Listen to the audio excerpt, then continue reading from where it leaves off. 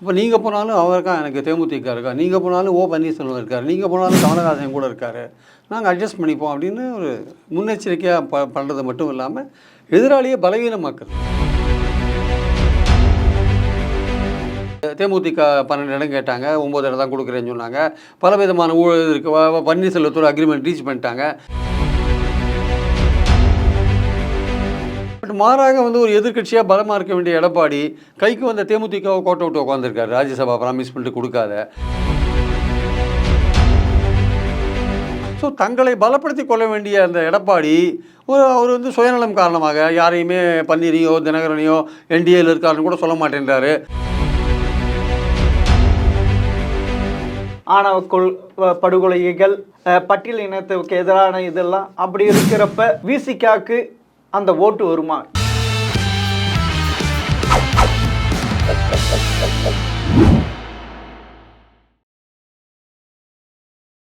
GeM TV நேயர்களுக்கு வணக்கம். அரசியல் ஆடுகள பகுதியில் மூத்த பத்திரிகையாளர் பிரியன் அவர்கள் சந்திப்பவர்.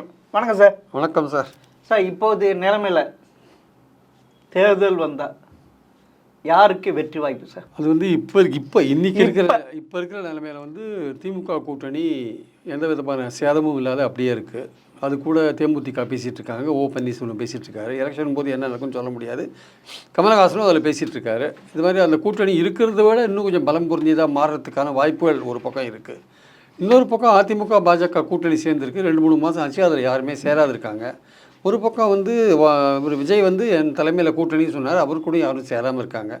எதிர்பக்கம் எந்த கூட்டணியும் பலமாக இல்லாதனால தற்சமயத்துக்கு திமுகவுக்கு ஒரு எட்ஜ் இருக்குன்றதை நான் நினைக்கிறேன். தற்சமயத்துக்கு எதிர்காலத்தில் என்ன ஆகும் சொல்ல முடியாது. அப்படி இருக்கப்ப எதுக்கு இருக்கிற கட்சியில் கூப்பிட்டு சேர்த்துக்கிறாரு? அதாவது புலிக்கு பயந்தவன் உங்களெல்லாம் காப்பாற்றி என் மேலே வந்து ஏறிக்கிங்கன்னு சொல்கிறோம். அதே மாதிரி இருக்கே சார். இது ஒரு அரசியல்வாதி என்றைக்குமே ஃப்யூச்சரையும் கணக்கில் எடுத்துக்கணும். நாளைக்கு என்ன அரசியலில் எது எந்த நேரத்தில் எது எப்போ நடக்கும்னு சொல்ல முடியாது. நாளைக்கு பாஜக விட்டு எடப்பாடியும் வந்து ஓடி வந்தாலும் வருவார், இல்லை திமுகலேருந்து ஒருத்தர் 2 பேர் நாளைக்கு ஏதோ பிரச்சனை கைண்டு போனாலும் போவாங்க. அப்போ ஒரு அரசியல்வாதி எதிர்காலத்துக்கு என்ன தேவை? இப்போ நீங்கள் போனாலும் அவர் இருக்கா, எனக்கு தேமுதிக இருக்கா, நீங்கள் போனாலும் ஓ பன்னீர்செல்வம் இருக்கார், நீங்கள் போனாலும் கமலஹாசன் கூட இருக்கார், நாங்கள் அட்ஜஸ்ட் பண்ணிப்போம் அப்படின்னு ஒரு முன்னெச்சரிக்கையாக பண்ணுறது மட்டும் இல்லாமல் எதிராளியை பலவீனமாக்குறது. தாம் பலப்படுறது இல்லாமல் எதிராளியை பலவீனமாக்குறது. அங்கே யாரும் விஜய் யாரும் போல, பாஜக அதிமுக யாரும் போல, அது பலவீனமாக்குறது. மக்கள் பார்வையில் வந்து இந்த கூட்டணியில் ஆள் இருந்து கூட ஸ்டாலின் ஆளை சேர்க்குறாரு, இவங்ககிட்ட எவருமே வரமாட்டேன்னா பாரு அப்படின்ற மாதிரியான மக்கள் பார்வையில் வரும்போது அப்போ இது வின் பண்ணாதரான்ற ஒரு எண்ணம் மக்களுக்கு வரும். ஸோ அதை உண்டாக்குறது தான் ஒரு அரசியல்வாதியோட வேலை. அதை ஸ்டாலின் பண்ணுறார். சார், இது வரைக்கும் தமிழக அரசியலிலேயே ஒரு வருஷத்துக்கு முன், அதாவது 10 மாதத்துக்கு முன்னே பிரச்சாரம் போகிறதுக்கு ஃபஸ்ட்டு ஆளுங்கட்சி தான் போச்சு. அப்படி இருக்கப்ப அதுக்கு தோல்வி பயம்னால தானே இப்போ ஆளுங்கட்சி ஸ்டாலின் வந்து பிரச்சாரம் போனாலும் சொல்ல முடியாது. அவர் வந்து அரசாங்கத்தோட ப்ரோக்ராமை திறந்து வைக்கிறதுக்காக போகும்போது அங்கங்கே அந்த சாலையில் ரோட் ஷோலாம் நடத்தினது உண்மைதான். பட் ஒரு ஆர்கனைஸ்டாக பண்ணுறது வந்து பார்த்திங்கன்னா எடப்பாடி தான் பண்ணுறார். ஆர்கனைஸ்டாக பண்ணுறார். ஒரு திட்டமிட்டு ஒரு ஊருக்கும் போகிறாரு அவர் பண்ணுறார். ஸ்டாலின் பார்த்து தான் அவர் இது ஸ்டாலின் ஓரணியில் திரள்வோன்றது வந்து ஸ்டாலின் பண்ணுறதுடைய இது தானே. இல்லை, ஸ்டாலின் ப்ரோக்ராமு. ஆமாம், ஸ்டாலின் அதில் இறங்கி போல கீழே இருக்கிற அந்த தொண்டர்கள் போகிறாங்க, பூத் லெவல் கமிட்டி போகிறாங்க. அதுதான் இந்த டிஎம்கேல இருக்கிற பூத் லெவல் கமிட்டி வீடு வீடாக போய் அணுகி அவங்கள வந்து ஒவ்வொரு வாக்குச்சாவடியிலையும் ஒரு 30% பேரை திமுக உறுப்பினராக சேர்க்கணும்னு பார்க்குறாங்க. அது மட்டும் இல்லாமல் கவர்மெண்ட்டோடைய ப்ரோக்ராமை வீட்டுக்கு வீடு கொண்டு போகணும்னு பார்க்குறாங்க. ஏதோ ஒரு வீட்டில் எல்லார் வீட்லையும் யாரோ ஒருத்தர் அரசாங்கத்தால் ஏதாவது ஒரு பெனிஃபிட் ஆகிருப்பாங்க இல்லையா, அவர்களை எப்படி நம்ம திமுக வாக்காளராக மாற்றுறதுன்னு அவங்க ஒரு ஸ்ட்ராட்டஜி ஒர்க் பண்ணி வேலை செய்கிறாங்க. அதாவது ஆன்டி இன்குபன்சி, எதிர்மறையான போக்கு அரசுக்கு இருக்குதுன்னு தெரிஞ்சதுனால ஆதரவான போக்கை நம்ம உண்டாக்கணுன்றதுக்காக அவங்க வேலை செய்கிறாங்க. ப்ரோ இன்குபன்சி 45 நாளில் இப்போ 40 நாள் தான் ஆறுது, 2 கோடி உறுப்பினர்களை சேர்த்துருக்கிறதா அவங்க சொல்கிறாங்க. அது உண்மையாக போய் நமக்கு தெரியாது. ஆனால் அவங்க கூட 2 கோடி பேர் சேர்த்துருக்காரு. 2 கோடி பேர் சேர்த்துருக்காரு அவரும் சொல்கிறாரு. இங்கே அதிமுக உறுப்பினர்கள் சேர்க்க 1.5 கோடி இருக்கிறாங்கன்னு சொல்லி சொல்கிறாங்க. நமக்கு தெரியல. சரி, பாயிண்ட் என்னன்னா திமுக சொல்கிறத சொல்கிறேன் நான். ஸோ அவங்க அந்த மாதிரி சொல்லி அவங்க ஒரு பக்கம் போயிட்டு இருக்காங்க. ஸ்டாலின் ஆசச் அவர் வந்து தேர்தல் சுற்றுப்பயணன்ற மாதிரி இப்போ அன்புமணி போகிற மாதிரியோ, இல்லை பிரேமலதா போகிற மாதிரியோ, இல்லை இவர் எடப்பாடி போகிற மாதிரியோ இன்னும் அவங்க திமுக ஆரம்பிக்கலை. கிரவுண்ட் லெவலில் வந்து ஆக்டிவேட் பண்ணியிருக்காங்க பார்ட்டியை, கிரவுண்ட் லெவலில் வேலை செய்யறதுக்காக. அதுதான், அதாவது தனக்கு ஒரு ஆன்டி இன்கம்ஸ் இருக்குது, 2020 அது தனக்கு எதிராக திரும்பலான்ட்டு பயந்து போயிருக்கிறாரா ஸ்டாலின்? பயந்து போகிறான்றதோட முன்னெச்சரிக்கையாக இருக்காரு. எல்லா அரசியல்வாதியும் தோல்வி வரக்கூடாதுன்னு தானே பார்ப்பான். அதனால் அவரும் பார்க்குறாரு. அதனால் அந்த ஸ்ட்ராட்டஜியை கையாளுறார். ஒரே பாயிண்ட் தான், தான் பலமாக இருக்கோமோ இல்லையோ எதிராளியை பலவீனப்படுத்தணும். அதுக்கான ஸ்ட்ராட்டஜியை பண்ணுறார். அவர் சும்மா அவர் வீட்டில் அவருக்கு உடம்பு சரியில்லை, யாரோ அவங்க பிரதர் இறந்து போயிட்டார், இப்போ துக்கம் விசாரிக்கிறதுக்காக எல்லாருமே போகிறாங்க. அது வந்து 2 அரசியல்வாதிகள் மீட் பண்ணும்போது அரசியல் பேசாத இருக்க முடியாது. அது வந்து ஒரு வதந்தியாக மாறுது. தேமுதிக 12 இடம் கேட்டாங்க, 9 இடம் தான் கொடுக்குறேன்னு சொன்னாங்க. பல விதமான ஊழல் இருக்குது. பன்னீர்செல்வத்தோட அக்ரிமெண்ட் ரீச் பண்ணிட்டாங்க, இப்போ அது சொல்ல மாட்டாங்க, தேர்தலும் போது சொல்லுவாங்க அப்படின்லாம் பலது பேசுகிறாங்க. அப்போ என்ன ஆகுதுன்னா, எதிராளி பக்கத்தில் யாருமே போக மாட்டேன்றாங்க. அப்போ அந்த பக்கம் யாரையா போவாங்க? பாமகவும் 2 உடஞ்ச கிடக்கு. அப்போ எதிர்கூட்டணி வந்து பலவீனமாக இருக்குது. எடப்பாடி கூட்டத்துக்கு 200 ரூபா கொடுத்து ஆள் சேர்க்குறாங்க, வீடியோலாம் வருது, அது உண்மையான கூட்டம் கிடையாது அப்படின்னு பிரச்சாரம் தானே சார் காரணம். அதனால் இந்த பிரச்சாரம் நடக்கிறத பார்த்தா நடுவில் கொஞ்சம் தொய்வாக இருந்த திமுக மறுபடியும் பிக்கப் பண்ணிடுதோ அப்படின்னு தோணுது ஆக்சுவலாக. அதாவது இவ்வளோ பேர் கூப்பிட்டு கூட்டணி சேர்றது தன்னுடைய இலக்கான 200 தொகுதி வின் பண்ணணுன்ட்டு ஆசைப்படுறாரா? கூப்பிடுறது இல்லை, அவங்க ஒரு காரணம் வச்சுன்னு வராங்க. நலன் விசாரிக்கிறதுக்கு வராங்க, துக்கம் கேட்கறதுக்கு வராங்க. அவங்கள கேட்டால் அதுதான் சொல்கிறாங்க சார். அரசியல் அதான சார், கல்யாண வீட்டில் இல்லை துக்க வீட்டில் இப்படி தானே சார். வெளியில் வந்து என்ன சொல்கிறாரு ஓ பன்னீர்செல்வம், அரசியலில் நிரந்தர பகைவரும் கிடையாது, நிரந்தர நண்பரும் கிடையாதுன்ட்டாரு. அதனால் வந்து இதெல்லாம் அரசியல் பேசியிருப்பாங்கன்னு தான் சொல்கிறேன். ஆனால் இதெல்லாம் மெட்டீரியலைஸ் ஆகி இவங்களாம் திமுக பக்கம் போவாங்களா, கடைசி வரையும் இவங்க உறுதியாக திமுக பக்கம் போவாங்களா, அண்டர்ஸ்டாண்டிங் ரீச் ஆகிட்டாங்களா, அதெல்லாம் இப்போ உறுதியாக சொல்ல முடியாது. ஆனால் இப்போ இருக்கிறதுல என்னென்னா, மக்கள் பார்வையில் எதிர்கூட்டணிக்கு ஆள் இல்லாத போயிடுது அப்படின்றதான் முக்கியமான விஷயம். அப்படின்ட்டு நம்பிட்டு இருக்காரு ஸ்டாலின். அவர் நம்புறவர் நம்ம கண்ணுக்கு அப்படிதான் தெரியுது. யாருமே போய் இப்போ எடப்பாடி யாரும் பார்க்க மாட்டேங்கிறாங்க. பார்க்கறவங்களாம் மஞ்ச கண்ணனா இருக்கலாம், இல்லை எடப்பாடி காமான கண்ணாரம் கூட இருக்கலாம் சார். எடப்பாடி யாராவது பார்த்தா நம்ம அதையும் ஒத்துப்போம், அது பார்க்கல யாரும். அவருக்கு அவ்வளோ கூட்டம் வருதா சார்? அதான் துட்டு கொடுத்து கூட்டம் தானே. ஏதோ இதில் பார்த்தோமே, கந்தரவக்கோட்டையில் பார்த்தோமே பணம். அப்புறம் வந்து சிவகங்கைக்கு சென்னையிலேருந்து ஆளுங்க கூப்பிட்டு போகிறாங்க, அங்கே காரைக்குடியில் பணம் கொடுக்குறாங்க. காரைக்குடியில் 200 ரூபாயாம். ஒருத்தர் அமிச்ச மெசேஜ் காமிக்கிட்டேன் உங்களுக்கு. நான் எங்கேயோ ஒரு இடத்துல யூடியூப்பில் பேசுகிறேன், காரைக்குடியில் நல்ல கூட்டம் போல இருக்குன்னு. அடுத்த நிமிஷம் எனக்கு மெசேஜ் அனுப்புகிறான், காரைக்குடியில் ரூபாய் 200 கொடுத்து கூப்பிட்டார்கள்னு போடுறான். அது டிஎம்கே ஐடிவிங் கூட இருக்கலாம்ல. உங்களுக்கு தெரியாது சார். இல்லை அவன் திமுக ஆதரவோல எடுப்பீங்களோ அப்படின்ட்டு. இல்லை சார், அந்த நம்பரில் உடனே நான் ஃபோன் பண்ணி விசாரிக்கிறேன். அவன் எந்த கட்சியும் சேராதானா இருக்கான் அவன். சார் நீங்கள் இது மாதிரி பேசியிருந்த நான் கேட்டேன், இங்கேயும் 200 ரூபா கொடுத்தா சார் ஆளை கூட்டினாங்கன்னு அவன் நடுநிலையாக இருக்கிறவன் சொல்கிறான். எடப்பாடியோட பயணமே பண்ணிட்டு இருக்கார் ஒருத்தர், ஒவ்வொரு ஊருக்கும் அவர் கூடயே போயிட்டு இருக்கார். பேரை நான் சொல்ல விரும்பலை. அவர் சொல்கிறார், சார் கோவில்பட்டியில் 4000 பேர் சார், விளாத்திக்குளத்தில் 5000 பேர் சார், இவ்வளோதான் சார். அதிகமாக வந்தது வந்து பார்த்திங்கன்னா இந்த கொங்கு மண்டலத்தில் வந்தாங்க சார். சிவகங்கை திருப்பத்தூரில் ஒன்றுமே இல்லை சார். கூடயே போகிறார் எடப்பாடி. அவர் தான் தகவல் சொல்கிறாங்க, நமக்கு சொல்கிறாங்க தகவல். ஏன்னா நம்ம அவங்ககிட்ட பேசுகிறோம், கிரவுண்ட் லெவலில் என்ன இருக்குன்னு பேசுகிறோம். நம்ம சும்மா யூடியூப்பில் கூப்பிட்டாங்களேன்னு பேசுறது கிடையாது. We are having contact with everybody. நான் எடப்பாடி கூட இருக்கிறவங்க, பன்னீர் கூட இருக்கிறவங்க, ஸ்டாலின் கூட இருக்கிறவங்க எல்லாரு கூடயும் பேசிட்டு எங்கெங்கே என்னென்ன நடக்குது, கிரவுண்டில் என்ன நடக்குது, நம்ம தெரிஞ்ச ரிப்போர்ட்டர்ஸ் எல்லாம் என்ன சொல்கிறாங்க. நான் ஏதோ பேசுகிறேன்னா ஏதோ தானோ வாய்க்கு வந்தது கோதைக்கு பாட்டுன்னு பேசுறதில்ல சார். திருமாவளவன் என்ன சொல்கிறாரு, இந்த கூட்டணிக்கு பல பேர் வர்றது எங்களுக்கு சந்தோஷம்தான் அப்படின்றாரு. அது ஒரு பக்கத்தில் வந்து வெற்றி உறுதியாகும் அப்படின்னு அவர் நினச்சி சொன்னால் கூட, நீங்கள் சொல்கிற மாதிரி அந்த இழப்பங்கீடுன்றது கொஞ்சம் முக்கியமான விஷயம். அதில் வந்து ஸ்டாலினுக்கு வந்து ஒரு சவால் காத்துட்ருக்குன்னு தான் என்னுடைய கருத்து. சரி, தனக்கு அதிகமாக ஒரு 140 150 தொகுதி நிற்க வேண்டியது அதிலிருந்து கொடுக்க போகிறாரா, இல்லை எப்படி இது நான் நிற்க போகிற தொகுதியில் குறைச்சிக்க போகிறாரா? அவர் என்ன பண்ண போகிறாருன்னு தான் தெரியல சார். அதனால தான் சொல்கிறேன், கடைசி நிமிஷத்தில் அவங்க கூட்டணியில் இப்போ இன்றைக்கி வந்து சண்முகம், முத்தரசன், திருமாலாம் போய் பார்த்துருக்காங்க, ஸ்டாலினை பார்த்துருக்காங்க, பார்த்து மாலை போட்டு நல்லா விசாரிச்சுட்டு வந்திருக்காங்க. அவங்களும் போகிறாங்க, எல்லாருமே போகிறாங்க, அவங்க கூட்டணி கட்சியும் போகிறாங்க. ராகுல் காந்தி விசாரிக்கிறார், எல்லாரையும் காம்பேக்டாக அவர் வச்சுருக்காரு. பட் மாறாக வந்து ஒரு எதிர்கட்சியாக பலமாக இருக்க வேண்டிய எடப்பாடி கைக்கு வந்த தேமுதிகவை கோட்டை விட்டு உட்காந்துருக்காரு. ராஜ்யசபா ப்ராமிஸ் பண்ணிட்டு கொடுக்காத, பாமக 2 பொழந்து போய் கிடக்கு, அவர் பக்கத்தில் யாரும் வரமாட்டேன்றான். ஒரு பக்கம் விஜய் கதவு திறந்து வச்சிருக்காரு, அவர் பக்கத்தில் யாரும் போக மாட்டேன்றாங்க. இப்போது எதிர்கட்சிகள் வந்து எதிர்கட்சி பலமாக இருக்கணும். எதிர்கட்சி அரசுக்கு எதிரான ஒரு போக்கு மக்கள்கிட்ட இருக்குன்னா அதை கேஷ் பண்ணுறதுக்கு எதிர்கட்சி ஸ்ட்ராங்காக இருக்கணும்ல. அந்த ஒரு தன்னுடைய அணியை பலப்படுத்துகிற ஒரு போக்கை வந்து இருக்கிற பன்னீரையும் விட்டாங்க என்டிஏலேருந்து. சார் 2001 என்ன சார் ஆச்சு? என்னாச்சு? எவ்வளோ பெரிய ஸ்ட்ராங்கான கூட்டணி வச்சிருந்தாரு கலைஞர் சார். ஜெயலலிதா கலைஞரை கம்பேர் பண்ணாதீங்க. எடப்பாடியெல்லாம் சொல்கிறது, ஜெயலலிதாவோடலாம் எடப்பாடியை கம்பேர் பண்ணிங்கன்னா அது அதிமுகவுக்கு அசிங்கம். அது ஆக்சுவலாக எடப்பாடி எங்கே ஜெயலலிதாவோட பாப்புலாரிட்டி என்ன, எடப்பாடியோட பாப்புலாரிட்டி என்ன, நீங்கள் அதை போய் கம்பேர் பண்ணுறீங்களே. நீங்கள் உடனே 66 சீட் வாங்கினாங்களே 21ன்னுவீங்க, அதில் 35 சீட் எங்கே வாங்கினாங்க? கொங்கு மண்டலத்தில் தானே வாங்கினாங்க. அதுவும் பாஜக கூட்டணியோடு தானே வாங்கினாங்க. மீதி இருக்கிற சீட்டு தானே இங்கே 31 சீட்டு தானே. மற்ற தமிழ்நாடு முழுக்க இருக்கிற 31 மாவட்டங்களில் வெறும் 31 சீட்டை வாங்கிட்டு கொங்கு மண்டலத்தில் 35 சீட்டு வாங்கினாங்க. அங்கே மட்டுமே பலமாக இருந்தாங்க. இப்போ அங்கேயுமே பலம் போயிட்டு போட்டுருக்கு. பார்லிமெண்ட் தேர்தல் அங்கேயும் தோத்தாங்க தனித்தனியாக. ஸோ நம்ம வாங்கிட்டு என்னன்னா வந்து கொங்குல தெற்கு மண்டலத்தில் கேட்கவே வேண்டாம், 4 இடத்துல வந்து டெபாசிட்டே போயிருக்கு. 5 இடத்துல அதிமுகவுக்கு டெபாசிட்டே போயிருக்கு. ஸோ தங்களை பலப்படுத்தி கொள்ள வேண்டிய அந்த எடப்பாடி அவர் வந்து சுயநலம் காரணமாக யாரையுமே பன்னீரையோ தினகரனையோ என்டிஏல இருக்காருன்னு கூட சொல்ல மாட்டேன்றாரு, தன்னணியே பலப்படுத்த மாட்டேன்றாரு. இப்படி ஒரு போக்கை அவர் கையாண்டா எப்படி திமுகவை எதிர்கொள்வார்? ஸ்டாலினுக்கு நல்ல லக்கில் இருக்கு, எதிர்கட்சி எதுவுமே இல்லாத இல்லை அது இயல்பா மீதோ இல்லை நீங்கள் சொல்கிற மாதிரி ஒரு ஸ்ட்ராட்டஜி பண்ணுறாரோ எதுவுமே தெரியாது. இப்போ அது சுச்சுவேஷன் கொஞ்சம் டேர்ன் ஆகிருக்கு. அதே காரணம் வந்து எடப்பாடி தான் தன்னுடைய அணியை பலப்படுத்தாததுக்கு காரணம் பாஜக. அதனால தான் அவர் மேலே கோபமாக இருக்காங்க. ஏன் இருக்கிற ஓபிஎஸ்ஸையும் விட்டியே ஏன்றாங்க எடப்பாடி பற்றி. சார் இது சார் உங்களோடு ஸ்டாலின் நலங்காக்கும் ஸ்டாலின் அப்படின்னா இப்போ நடத்துகிற இந்த 4.5 வருஷத்தில் அவருடைய ஆட்சி காலத்தில் அனைத்து நிர்வாகங்களும் முடங்கி போச்சா? சார் எலெக்ஷன் வரும்போது எந்த ஒரு ஆளுங்கட்சி பீகாரில் இன்றைக்கி என்ன நடக்குது தெரியுமா? எல்லா செக்டாருக்கும் பணம் அள்ளி விடுறான், எல்லாம் கன்செஷன்ஸு. ஒரு எலெக்ஷன் மகாராஷ்டிராவில் எலெக்ஷனுக்கு முன்னே என்ன நடந்தது? 1500 ரூபா கொடுத்தாங்கல்ல எல்லாருக்கும். எப்படி கொடுத்தாங்க? உரிமை தொகை. அதில் 14,000 பேர் ஆம்பளைங்க வாங்கியிருக்காங்க. இப்போ தான் ரத்து பண்ணியிருக்காங்க. ஸோ இதெல்லாம் எல்லா கவர்மெண்ட்டும் பண்ணுறதா சார். ஏடிஎம்கே கவர்மெண்ட்டு என்ன பண்ணால் 21 எலெக்ஷன் டிக்ளேர் பண்ணுறதுக்கு 1 மணி நேரம் முன்னாடி 10.5 அனௌன்ஸ் பண்ணான். 1 இயருக்கு. ஏன் அனௌன்ஸ் பண்ணான்? எதுக்காக அனௌன்ஸ் பண்ணான்?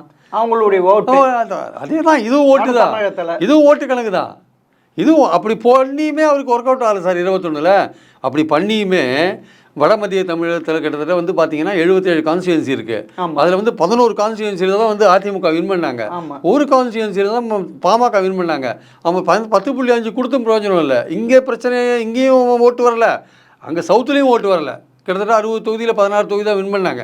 ஸோ நீங்கள் ட்ரை பண்ண ஒரு அரசியல்வாதி என்ன பண்ணுவார்? கடைசி நிமிஷம் வரையும் எலெக்ஷன் நோட்டிஃபிகேஷன் இஷ்யூ பண்ணுற வரையும் என்னென்ன பண்ணினா ஓட்டு கிடைக்கும்னு ட்ரை பண்ணுவார். அதை தான் ஸ்டாலினும் பண்ணுறார் சார். இப்போ ஸ்டாலின் இந்த நடவடிக்கைலாம் பார்த்தா 2016 ஜெயலலிதா எடுத்த அரசியல் இது மாதிரி சூழ்ச்சி மாதிரி தெரியுது, இது சாணிக்கத்தன மாதிரி தெரியுது.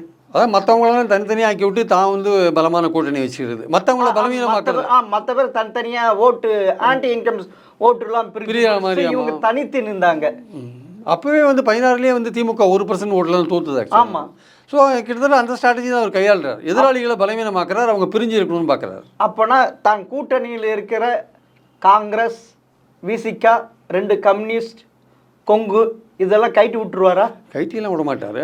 ஸோ ஓரளவுக்கு அந்த ஜெயலலிதா அதே மாதிரி தனித்து நிற்க முடியுமா?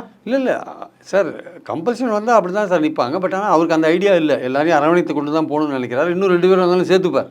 ஸோ பாயிண்ட் என்னென்னா அவர் எப்படி சீட்டை டிஸ்ட்ரிபியூட் பண்ண போகிறாருன்றது உண்மையிலே புரியாத ஒரு புதிராக இருக்குது. ஏன்னா இருக்கிற 234 பகிர்ந்து கொடுக்கணும். இவர் குறைஞ்சபட்சம் 150 இவர் நிற்கணும்னு விரும்புவார். 84 கொடுக்கணும், அப்போ தான் 117 வர முடியும். 84 நீங்கள் கொடுக்கணும். 84 எத்தனை கட்சி கொடுப்பீங்க, எப்படி கொடுப்பீங்கன்றது இருக்குது. எல்லாமே டிமாண்ட் பண்ணுறாங்க. எல்லாமே அதனால தான் சொல்கிறேன், இது வந்து ஸ்டாலினுக்கு சவாலான விஷயம் சீட் டிஸ்ட்ரிபியூஷன். சார் இப்போ விசிகா நம்பி விசிகா ஓட்டே வராது போல இருக்கு. இருக்கிற நடவடிக்கைகளை பார்த்தா தமிழகத்தில் ஆணவ படுகொலைகள், பட்டியல் இனத்துக்கு எதிரான இதெல்லாம் அப்படி இருக்கிறப்ப விசிகாவுக்கு அந்த ஓட்டு வருமா? ஏன்னா அவரை சொல்கிறாரு விசிகா தலைவர், 4 ஓட்டு திமுக, அதில் 1 ஓட்டு விசிகா ஓட்டு, 100 ஓட்டுன்னா அதில் 25 ஓட்டுன்றாரு. அப்படி இருக்க திமுக நம்பி இப்போ பட்டியல் இனத்தில் நடு தெருவில் வந்து நிறுத்தி வச்சிட்டாரு. அப்படி இருக்க இனி விசிகா திருமாலை நம்பி பட்டியல் இனத்தை ஓட்டு போடுவாங்களா? இல்லை, நீங்கள் சொல்கிற மாதிரி அந்த குற்றச்சாட்டுகள் இப்போ வந்து நிறைய இடத்துல பிரச்சனைகள் இருக்க தான் செய்யுது. ஆணவ கொலை உட்பட நிறைய பிரச்சனைகள் இருக்க தான் செய்யுது. நான் இல்லைன்னுலாம் மறுக்கலை. பல இடத்துல கோவிலில் வந்து எஸ்டிக்கள் விட மாட்டேன்றாங்க. அதே மாதிரி பார்த்தீங்கன்னா கோவில் பூட்டிடுறாங்க சார். கோவில் பூட்டிடுறாங்க. வாட்டர் டேங்கில் வந்து மலத்தை கலக்கிறாங்க. அது கம்ப்ளைண்ட் பண்ணுற குற்றவாளி ஆக்கிட்டாங்க. இது மாதிரி பல விஷயங்கள் போயின்னு தான் இருக்கு. நான் இல்லைன்னு மறுக்கலை. ஆனால் இதையும் தாண்டி அவங்க வந்து விடுதலை சிறுத்தைகள் ஏன் திமுகவோட இருக்காங்கன்னா 3 தேர்தலை வெற்றியை பார்த்துட்டு இருக்காங்க. இந்த தேர்தலையும் எதிர்க்க எந்த கூட்டணியும் பலமாக இல்லை. அதனால் இங்கே திமுக அணியில் வெற்றி நிச்சயன்றதுனால அங்கே தொடர்றாங்க. பாஜகவுக்கு எதிரான ஒரு அணியை அவங்க கட்டமைச்சிருக்காங்க. அதனால் பாஜக எதிர்ப்பில் தீவிரமாக இருக்காங்க. அதனால் எல்லாரும் ஒற்றுமையாக இருக்காங்க. சரி சார், 2019, 2021, 2024 இந்த 3 தேர்தலுமே சரி பாஜக என்ற பூதத்தை வச்சு காட்டி வின் பண்ணிட்டு இருந்தாங்க. இப்போ ஆனால் ஒரு தேர்தலிலும் அதனுடைய திமுக கூட்டணியுடைய வாக்கு சதவீதம் குறைஞ்சிட்டு வருது. அப்படி இருக்கப்ப 2026 உன்னங்கிட்ட இப்போ ஆளுங்கட்சியாக இருக்குது, இன்னும் ஆன்டி இன்கம்ஸ். அப்படி இருக்கிறப்ப ஸ்டாலின் வெற்றி பெறுவதற்கு வாய்ப்பு இருக்கா? வாக்கு சதவீதம் குறைஞ்சிருக்குன்றதை நீங்கள் சொல்கிறத நான் ஒத்துக்கிறேன். திமுகவுக்கு ஆவரேஜாக ஒரு 20% 25% ஓட்டு இருக்கும் சார். அது கூட்டணி பலத்தோடு ஜெயிக்குதுன்றதை நான் மறுக்கலை. கூட்டணி பலத்தோடு ஜெயிக்குது. ஆனால் அதே சமயம் ஜெயலலிதா காலத்தில் 46% வாங்கியிருந்த அதிமுக இன்றைக்கி 20% தான் வாங்கியிருக்கு. 26% எங்கே போச்சு சார்? அதே அதிமுக எந்தவித கூட்டணி இல்லாமல், எதுவும் இல்லாமல், பிரதமர் வேட்பாளர் முன்னிறுத்தி இல்லாமல் 20% வாங்கியிருக்கு சார் பாராளுமன்றத்தில். அப்படி இருக்க திமுக 8% இழந்துட்டு இருக்கு. நான் சொல்றேன், அதுக்கு என்ன சொல்றீங்க? வாக்கு சதவீதம்லாம் நீங்கள் சொல்கிறது ஆமாம். ஏன் 9 இடத்துல 3வது வந்தாங்க, 7 இடத்துல டெபாசிட் இருந்தாங்க, ஏன் 4வது இடத்துக்கு ஒரு இடத்துல 4வது இடத்துல ஒரு இடத்துக்கு போனாங்க? அதிமுகவுடைய வரலாறுலேயே அது கிடையாது சார். ஆமாம் சார், அவங்க வேட்பாளர் யாரும் நிறுத்தலை சார். நீங்கள் ஸ்ட்ராட்டஜி தப்பு, ஸ்ட்ராட்டஜி தப்பு, ஸ்ட்ராட்டஜி உங்கள் ஸ்ட்ராட்டஜி தப்பு. பாஜகவோட நீங்கள் சேர்ந்துருந்தீங்கன்னா 5 இடத்துல வின் பண்ணியிருப்பீங்க. உங்கள் திமிரு நீங்கள் வெளில வந்தீங்க, ஏதோ ஒரு காரணத்தை கொண்டு வெளில வந்தீங்க. நீங்கள் பாஜகவோட இருந்தீங்கன்னா வின் பண்ணியிருப்பீங்களா? இன்றைக்கி 5 பேர் உறுப்பினராக இருப்பான், மந்திரியாக இருப்பான்ல. உங்கள் எடப்பாடியோட தவறான ஒரு ஸ்ட்ராட்டஜினால அதிமுக அதை இழந்திருக்கு. அறநிலைத்துறை அமைச்சர் சேகர் பாபு என்ன சொல்கிறாரு, தமிழகத்தை பெருமை அவருக்கு தெரியும்ட்டு. அப்போனா நீங்கள் க்ளோஸாக இருப்பீங்க, மக்கள் ஏமாத்த. சார் இதெல்லாம் கவர்மெண்ட் விழா சார். இதெல்லாம் ராஜராஜனுக்கு நடத்துறதுலாம் கவர்மெண்ட் விழா. Ministry of culture government of India நடத்துது. அதில் ஸ்டேட் கவர்மெண்ட்டோட பார்ட்டிசிபேஷன் இல்லாத கவர்மெண்ட் நடத்த முடியாது. அதே இடத்துல இவர் 27ஆம் தேதி வந்தார் பிரைம் மினிஸ்டர். 23ஆம் தேதி தங்கம் தென்னரசு தலைமையில் தமிழ்நாடு கவர்மெண்ட் ஒரு விழா கொண்டாடிட்டாங்க. அதே ராஜேந்திர சோழனுக்கு. அதெல்லாம் யாருக்கு தெரியும்? நிறைய பேருக்கு தெரியாது. பெரிய விழா கொண்டாடினாங்க. பிரதமர் வந்ததுனால அந்த விழா வெளியில் தெரிஞ்சுது. இந்த கவர்மெண்ட் விழா, தமிழ்நாடு விழா வெளியில் தெரியல. பிரதமர் விழா கவர்மெண்ட் விழாவாக இருக்கிறதுனால லோக்கல் மினிஸ்டர் திருமாவளவன் உட்பட எல்லாருமே கலந்துக்கிறாங்க. அது இயல்பான விஷயம். கூப்பிடலைன்னா தான் பிரச்சனை வரும். கூப்பிட வேண்டிய கட்டாயம் கவர்மெண்ட்டுக்கு இருக்குது. ஏன்னா அரசாங்கத்தோட விழா, லோக்கல் பிரதிநிதியை கூப்பிடணும். Local Thangam Thennarasu minister in வெயிட்டிங்காக இருந்தார் பிஎம்முக்கு. பிஎம் எங்கெங்கே போகிறாரோ அங்கெல்லாம் கூட போகிறதுன்றது ஒரு ஃபார்மாலிட்டி, ப்ரோட்டோகால். அதில் அவர் இருந்தார். லோக்கல் மினிஸ்டர் சிவசங்கர் அங்கே இருந்தார். ஸோ அது இயல்பான ஒரு விஷயம். என்ஃபோர்ஸ்மெண்ட் படம் எங்கே சார் போச்சு? சுப்ரீம் கோர்ட்டில் உங்களை பார்த்து என்ன சொன்னான்? என்ஃபோர்ஸ்மெண்ட்டை பார்த்து எல்லை தாண்டி போகிறீர்கள்னு சொன்னான்ல. ஏதோ காஷ்மீரில் எல்லை தாண்டுற மாதிரி எல்லை தாண்டி எல்லை மீறி போகிறீர்கள்னால நீ எங்கேயோலாம் போய் ரைடு பண்ணிங்களே. இன்றைக்கி என்ன ஆச்சு? அந்த ரைடெல்லாம் என்ன சொல்லிட்டு உயர்நீதிமன்றம்? நீங்கள் அதிமுக ஆட்சியில் போடப்பட்ட எஃப்ஐஆரில் போய் ரைடு பண்ணுறீங்க. அந்த ஆட்சியில் கலால் மந்திரியாக இருந்த தங்கமணி வீட்டில் ரைடு பண்ணுறதுக்கு துணிச்சல் கிடையாது உங்களுக்கு. அப்போ போட்ட எஃப்ஐஆரில் இப்போ இருக்கிற ஆளுங்களை ரைடு பண்ணிங்கன்னா சுப்ரீம் கோர்ட் பார்த்துட்டு இருப்பானே. சரி, நீங்கள் அதிமுக ஊழலை பற்றி விசாரிக்கிறதுக்கு தைரியம் இருக்கா சார் உங்களுக்கு? பாஜகவுக்கு கூட்டணி சேர்ந்தாங்கன்னு ஒரே காரணத்தினால விட்டு வச்சுருக்கீங்களா நீங்கள்? அதே திமுக நான் சொல்கிறேன் 1000 கோடி யார் ஊழல் பண்ணாலும் நீங்கள் பிடிங்க. இல்லை பார்ஷியாலிட்டி பார்க்காதீங்க. இல்லை, அதே தான் திமுக என்ன சொன்னது? 21 சட்டமன்ற தேர்தலில் இத்தனை மினிஸ்டர்கிட்ட லஞ்சம் வாங்கியிருக்க, ஊழல் பண்ணியிருக்காங்க. கவர்னர்கிட்ட போய் பெட்டிஷன் கொடுத்தாங்க. கொடநாட்டில் 6 மாதத்தில் நாங்கள் இது பண்ணிக்கிட்டீங்க, சாத்தாங்குளத்தில் இது பண்ணிக்கிட்டு. அப்படி இருக்கிறப்ப என்ன பண்ணீங்க? சாத்தாங்குளம் சிபிஐ என்கொயரி போயிட்டுருக்கு. ஆமாம், அது நம்ம ஒன்றும் கவர்மெண்ட் ஆஃப் தமிழ்நாடு பண்ண முடியாது. இல்லை, நீ அது ஒன்றும் பண்ண முடியாது. ஆனால் கொடநாடு விசாரணையும் 8 அதிமுக மந்திரிகள் மேலே டிவிஎஸ்சியில் போட்ட எஃப்ஐஆரையும் தொடர்ந்து ஃபாலோ பண்ணாத இருந்தது ஸ்டாலின் அரசோட தப்பு. அவங்க பண்ண தப்பு. அவங்க பண்ணியிருக்கணும். தொடர்ந்து ஆக்ஷன் எடுத்து அவங்களெல்லாம் கூண்டுகளில் ஏற்றிருக்கணும். அவங்களெல்லாம் அது ஸ்டாலின் பண்ண தப்பு. அது ஏன் பண்ணாத இருந்தார், எதுக்காக பண்ணாத இருந்தார், அதுக்கு உள்நோக்கம் கற்பிக்க முடியாதுன்னு எனக்கு தெரியாது. ஆனால் ஸ்டாலின் கவர்மெண்ட் இப்போ பண்ணாத இருந்ததோட விளைவு என்னென்னா, இன்றைக்கி அவரை பார்த்தே ஊழல் குற்றச்சாட்டு எடப்பாடி வைக்கிறார். சாத்தான் வேதம் ஓதுதுன்ற மாதிரி எடப்பாடி குற்றச்சாட்டு வைக்கிறார். உங்கள் ஆட்கள் மேலேயே ஊழல் கிடக்கு, உங்கள் மேலேயே புகார் இருக்குது. அது இந்த ஸ்டாலின் நடவடிக்கை எடுக்காதனால அந்த வேணாம். இது வேறு ஒன்றும் கிடையாது. ஆமாம், நீங்கள் சொன்னீங்களே, அதை மத்திய அரசு எந்த ஒரு நிறுவனமும் டிபார்ட்மெண்ட்டும் எந்த இதுக்கும் ஆய்வுக்கு வரதில்லைன்ட்டு. அதே ஸ்டாலின் அவர்கள் பிரதமரை 5 நிமிஷம் பார்த்துருப்பார். 2 பேருக்கு ஏதாவது அக்ரிமெண்ட் போட்டிருப்பாங்கல்ல, அதனால வராம போயிட்டு இருக்கல. இடி எது income வேணா tax, சார், எது அதெல்லாம் வராம போயிருக்கும். ஏன் சரி என்ன அப்படி அப்போ அரசியல் ரீதியாக அப்படி என்ன நடந்தது சொல்லுங்கள்? திமுகவுக்கும் பாஜகவுக்கும் என்ன நெருக்கம் வந்துருச்சு? கூட்டணி வந்துருச்சா? என்ன வந்துருச்சு? இன்னும் எதிர்த்து நிலைப்பாட்டில் தானே இருக்காங்க. கனிம வள கொள்ளையில 5 அது ஏன் ஈடியே நடவடிக்கை எடுக்கல? மத்திய அரசு ஏன் நடவடிக்கை எடுக்கல? அதுக்குதான் ஏன் நடவடிக்கை எடுக்கல? அது மத்திய அரசு தான். ஒப்பந்தம். அதுக்கு தான் சொல்றேன். இப்போ எப்படி பாஜகவோட திமுக மறைமுகமான ஒப்பந்தமா? ஒப்பந்தம் போட்டாங்களோ இல்லையோ தெரியாது சார். நான் சொல்றேன், ஊழல் யார் பண்ணாலும் நடவடிக்கை எடுங்க. நீங்க வந்து இப்போ அந்த டாஸ்மாக் விஷயத்தில் நீங்கள் நடவடிக்கை எடுத்தீங்க, அது தப்பான நடவடிக்கைன்னு சுப்ரீம் கோர்ட்டே சொல்கிறான். எஃப்ஐஆர் போட்ட காலம் எந்த காலம், நீங்கள் நடவடிக்கை யார் மேலே எடுக்கிறீங்கன்ற ஒரு கேள்வி வருது. நீங்கள் இப்போ கனிம வள ஊழல்னு சொன்னீங்கன்னா நடவடிக்கை எடுங்க. மத்திய அரசு எடுக்கட்டும், யார் வேணாம்னா உண்மையாக இருந்தால் எடுக்கட்டும். அது ஸ்டாலினுக்கும் அதுதான் சொல்கிறோம். அதிமுக மந்திரிகள் மேலே நடவடிக்கை எடுந்தானே சொல்கிறோம். எடுங்க, நடவடிக்கை எடுங்க. ஊழல் யார் பண்ணாலும் ஊழல் எதிர்க்கிறோம் சார், நடவடிக்கை எடுங்க சார். அதை விட்டுட்டு அரசியல் ரீதியாக அவங்க ஒன்று சேர்ந்தாங்கன்னா அது சொல்ல முடியாது. ஏன்னா அவங்க தொடர்ந்து ஸ்டாலின் தொடர்ந்து பாஜக எழுத்துன்னு தான் சார் இருக்காரு, தொடர்ந்து இந்தியா கூட்டணியில் இருக்கார், தொடர்ந்து எழுத்துன்னு தான் இருக்காரு சார். அதே இந்தியா கூட்டணியை தான் பீகாரில் 65 லட்சம் பேர் வெளியேற்றியிருக்காங்க. அதில் 6 லட்சம் பேர் தமிழ்நாட்டில் இருக்கிறாங்க. அதனால் பாஜகவுக்கு அதிமுக கூட்டணிக்கு வெற்றி வாய்ப்பு அதிகமாக கூடுன்ட்டு அதே திமுக கூட்டணியில் கட்சிகள் வைக்கிறாங்களே சார். 6.5 லட்சம் பேரை முதல்ல வாக்காளர்களாக இங்கே சேர்க்கணும். அது பல ப்ரொசீஜர்ஸ்லாம் இருக்குது, இன்னும் சேர்க்கலை. அவங்க 6 லட்சம் பேர் இங்கே இருக்காங்கன்னு சொல்கிறாங்க. அது எப்படி மெட்டீரியல்ஸ் ஆகும் தெரியாது. அந்த எஸ்ஐஆர் இருக்குல்ல, ஸ்பெஷல் இன்டென்சிவ் ரிவிஷன், அதில் வந்த வேணா இது அந்த 6 லட்சம் பேர் இங்கே சேர்ப்பாங்களா இல்லையான்னு நமக்கு தெரியாது. அவங்க இங்கே தற்காலிகமாக இருக்காங்களா, ஒரு வாரமாக இருக்காங்களா, ஒரு மாதமாக இருக்காங்களா, தற்காலிகம்னா எத்தனை நாள் இருந்தால் அவங்களை சேர்க்க முடியும்? அவங்க இங்கே ஆதார் கார்டு வச்சுருக்காங்களா, ரேஷன் கார்டு வச்சுருக்காங்களா, பேன் கார்டு வச்சுருக்காங்களா, இல்லை வாக்காளர் அடையாளத்தை வச்சுருக்காங்களா நமக்கு தெரியாது, இல்லை பாஸ்போர்ட் வச்சுருக்காங்களா தெரியாது. இதெல்லாம் வந்து அந்த அந்த சமயம் நடக்கும்போது தான் தெரியும். அந்த 6 லட்சம் பேர் வராங்களா, வாக்காளராக மாறுறாங்களா இல்லையான்னு நமக்கு இப்போ தெரியாத போது நம்ம இதை பற்றி கமெண்ட் அடிக்க வேண்டாம். ஆனால் எல்லா கட்சிகளும் என்ன நினைக்கிறாங்க, அவங்கள சேர்க்கக்கூடாதுன்னு சீமான் முதற்கொண்டு எல்லோரும் உறுதியாக இருக்காங்க. அதாவது இந்தியாவிலே இதுவரையும் அவங்க வாயை திறக்கல சார். இதுவரையும் திமுக வாயை திறக்கல. ஆமா, ஏன் வாயை திறக்கல? ஏன் பாஜக அங்கே ஓட்டு போயிடும் அப்படின்றீங்களா? அதுதான் அதுக்கான முடிவே இன்னும் வரல. அது நடக்குமா நடக்காதான்னு தெரியாது. அதனால திமுக பேசாமல் இருக்காங்க. அதாவது திமுக எதிர்க்கிறாங்க, எஸ்ஐஆரை எதிர்க்கிறாங்க, பீகார்ல எதிர்க்கிறாங்க. ஏன்னா பீகார் வந்து பீகாருக்காக கொண்டு வரப்பட்டதல்ல. அது வெஸ்ட் பெங்காலை மனசில் வச்சு கொண்டு வந்திருக்காங்க. அது ஓகே, ஒரு பக்கம் அது ஒரு பாலிடிக்ஸ், குடியுரிமை சம்மந்தப்பட்ட ஒரு பாலிடிக்ஸில் போகுது. அது நான் போட்டோம். தேர்தல் கமிஷன் பாஜகவுடைய கைபொம்மையாக இருக்குது, விளையாடிட்டு இருக்கு. நான் இல்லைன்னு சொல்ல வரல.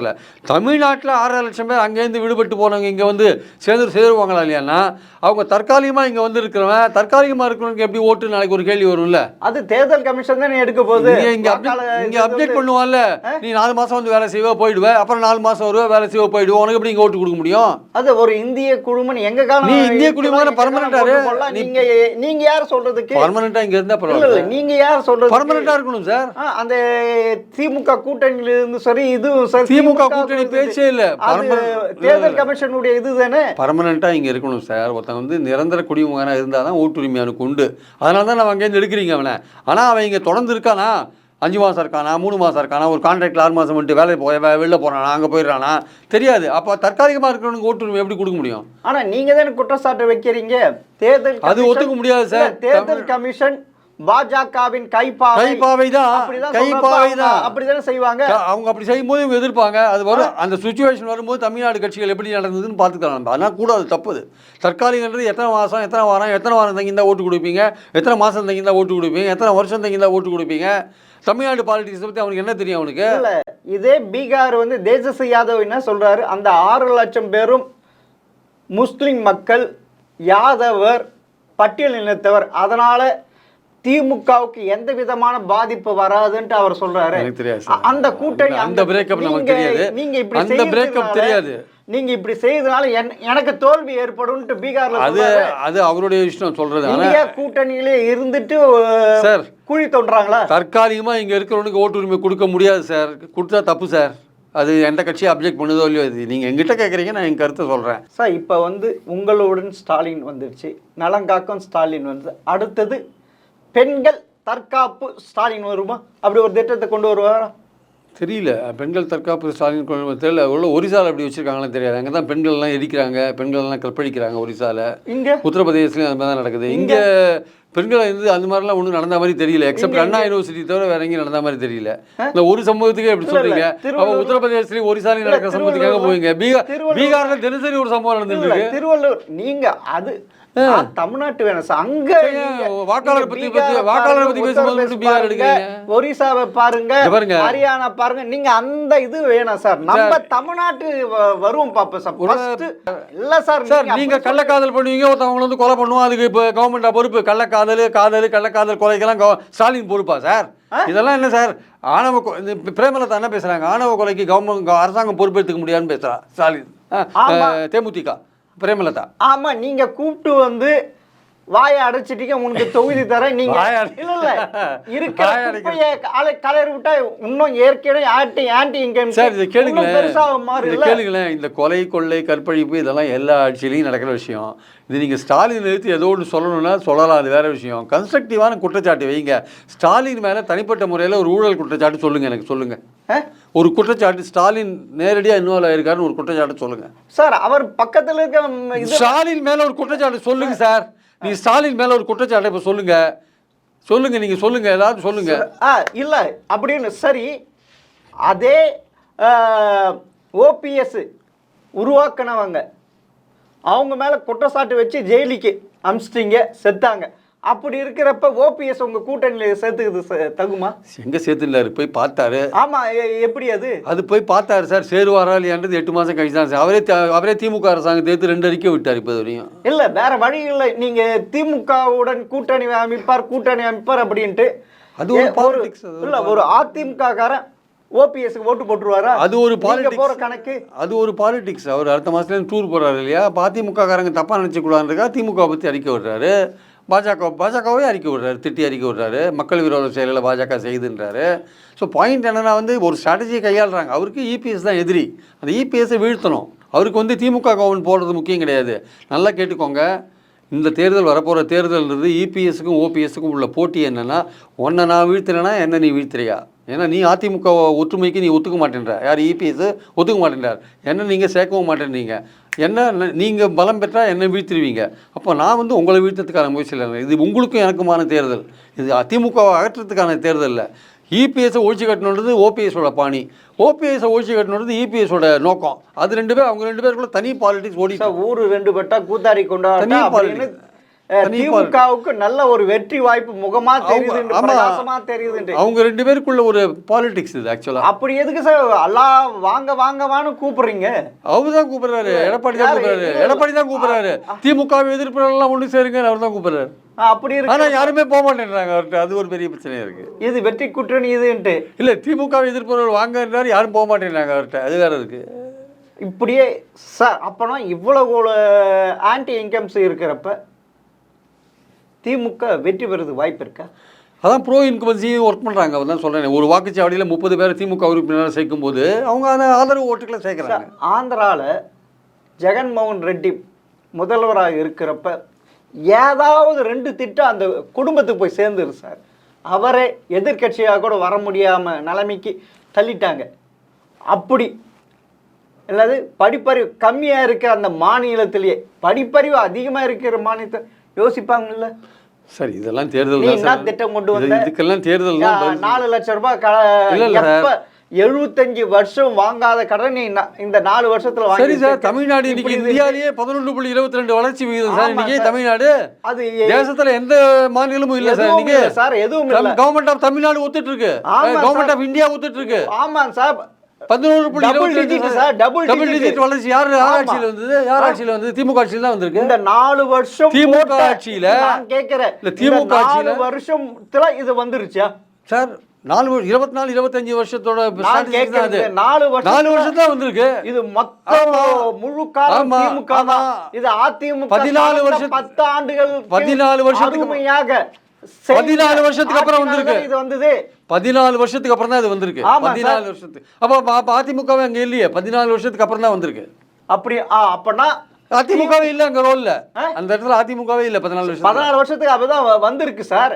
ஆமா சார், நீ ஏத்துக்கிற உண்மையில இது மத்திய அரசு அப்பனா 2026 இது வச்சு திமுக தான் ஜெயிக்க போறோம்னு நீங்க ஒரு இதை கட்டமைக்க வச்சு இல்லை சார், அவங்க தான் பெண்கள் பஸ் இலவச பயணம், உரிமை தொகை, மகளிர் புதுமை பெண் திட்டம், நான் முதல்வன் திட்டம், மக்களை தேடி மருத்துவம்னு 1008 வச்சிருக்காங்களே சார். எல்லாமே ஒவ்வொருத்தர் ஒரு வீட்டில், இப்போ இவரை கேளுங்க, இவர் வீட்டில் ஒருத்தர் பெனிஃபிட்டாக இருப்பாரு, அவர் கேளுங்க, அவர் ஒருத்தர் வீட்டில் ஒருத்தர் பெனிஃபிட்டாக இருப்பாரு. ஒரு உதாரணம் சொன்னேன், என்ன நடந்தது, ஏன் அப்படி நடக்க கூடாது சார்? ஒரு நம்பிக்கையில் தான் சார் ஒரு பாலிட்டிஷியன்ஸ் ஒர்க் பண்ணுறான். இந்த திட்டம்லாம் பண்ணியிருக்கோம், நாங்கள் ஓட்டு போடுறோம் ஒர்க் பண்ணுறான். அது பொறுத்து இருந்தால் பார்க்கணும், நம்ம சொல்ல முடியாது. அதாவது இப்போதைக்கு திமுக எட்ஜில் இருக்கு. எலெக்ஷன் போது என்னாலும் சொல்ல முடியாது சார். பொறுத்து இருந்து பார்ப்போம் சார். மிக்க நன்றி சார். Thank you sir.